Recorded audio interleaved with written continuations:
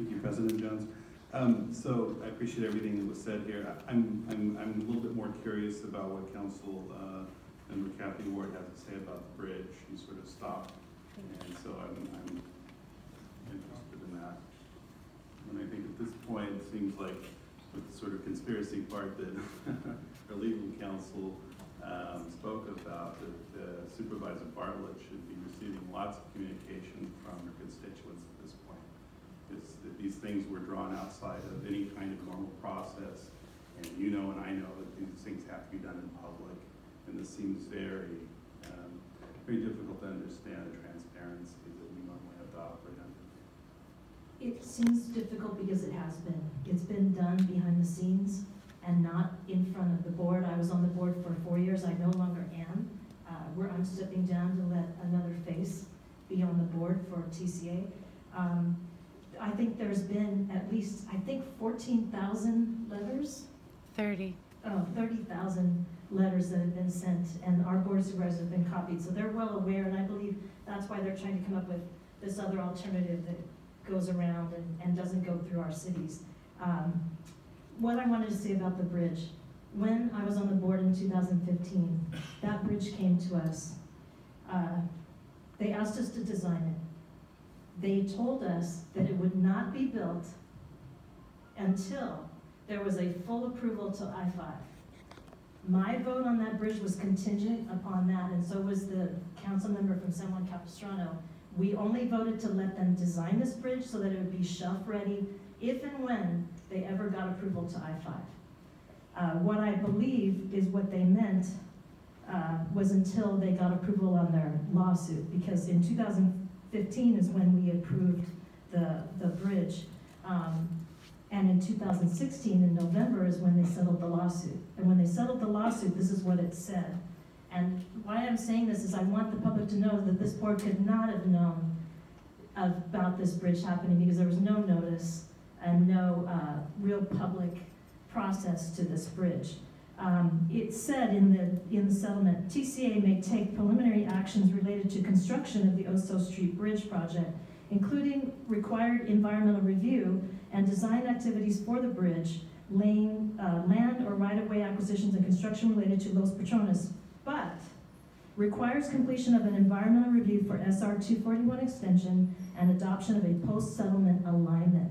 That's in with my understanding that we were only designing this and not going forward. But there's an or to that, or additional protection in place prior to construction. None of us knew what that meant. So at that point, in November of 2016, I'm still thinking they're not building this Oso Bridge until they have full extension approval to the 5.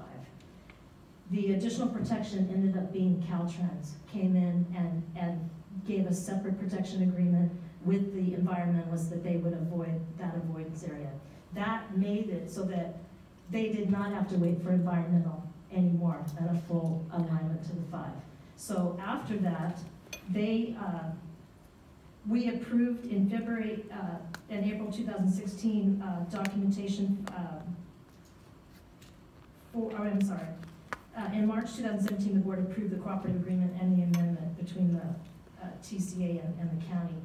That cooperative agreement was also in 2005, very quietly done also. But what I wanted everyone to know is that this board could not have had notice of that. Even I, as a board member, did not believe they were building a bridge. It was part of maybe an extension that they were going to do in the future if they got approval. And I seriously doubted they would ever get approval to go to I-5. So that's what I wanted to say about the bridge. At this time also, you should know Los Patrones Parkway is designated as a free arterial. That is a settlement with the city of San Clemente between the county. Los Patrones is supposed to be free. It's now, the second part is open to CalCan. And I've asked our staff to look into the county acceptance of that as a free arterial. So what would have to happen if they could get another alignment past CalCan, they would have to take a free arterial away from the citizens of the state of California and make it a toll road. Can I ask a comment on that? Your agreement was with the county. Yes, right. Only with the county. So not with TCA and not with Caltrans. No. So because Caltrans is not involved in an arterial. So our agreement is with the county. They have said that Los Patrones is being built only as a free arterial and that they are accepting it as such. But in this process with this PSR, the Project Study Report, and the EIR, with them dropping this in and letting Caltrans decide, they're trying to figure out how to take and give Los Patrones back to where it'll still be TCA. So our city has not taken an official position on the new alignment that Lisa Bartlett proposes because we don't have enough information on it.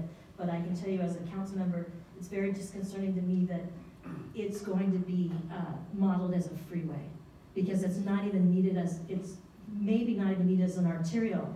Maybe in the future it could be a nice arterial, but I think it should be done at the county level, no TCA involvement and no Caltrans. So that's kind of where we stand. But that's what I wanted to tell you about the Oso Bridge. I would testify to that, and so would probably the council member, Carrie Ferguson from San Juan Capistrano, testify to what our understanding was when we approved the design of this bridge in 2005. And there was no way this board could have known about that bridge being built. It was not a big, glaring public process.